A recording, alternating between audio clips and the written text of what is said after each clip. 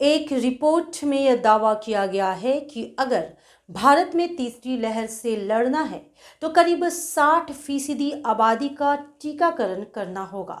लेकिन क्या ऐसा हो पाएगा? देखिए हमारी ये स्पेशल रिपोर्ट।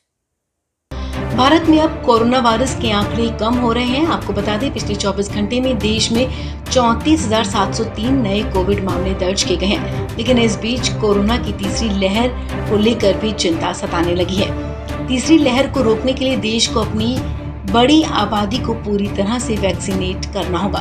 एक रिपोर्ट का अनुमान है कि तीसरी वेव से बचने के लिए कम से कम 60% आबादी का वैक्सीनेशन जरूरी है। आपको बता दें, भारत में कोरोना वैक्सीनेशन 21 जून से नई नीति लागू होने के बाद से रफ्तार पकड़ रहा है, लेकिन अभी भी ये अपने लक्ष्य से दूर है। नई नीति के बाद 15 दिनों में रिकॉर्ड 7,75,00,000 वैक्सीन लगाई गई हैं, जो रोजाना औसतन करीब 51 लाख के करीब है। हालांकि 21 जून को भारत में रिकॉर्ड 86,16,000 वैक्सीन लगाने के बाद एक दिन भी ये आंकड़ा दोबारा छुआ नहीं जा सका। 4 जुलाई को तो ये आंकड़ा 14 लाख के निचले स्तर पर पहुंच गया था। स्वास्थ्य विशेषज्ञों ने साफ कहा है कि देश में कोरोना की तीसरी लहर रोकने के लिए रोजाना 86 से 87 लाख लोगों को वैक्सीन देने की जरूरत है।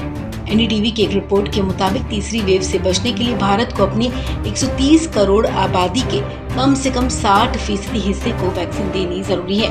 मतलब ये कि करीब 78 से 80 करोड़ लोगों को दिसंबर 2021 तक वैक्सीन की दोनों डोज देनी पड़ेंगी।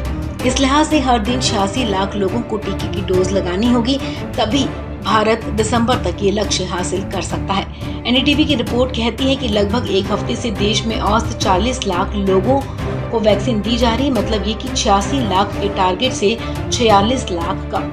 आपको बता दें, 5 जुलाई को जहां 45 लाख लोगों को वैक्सीन दी गई थी, वहीं उससे एक दिन पहले यानी कि 4 जुलाई को ये आंकड़ा महज 14 लाख था।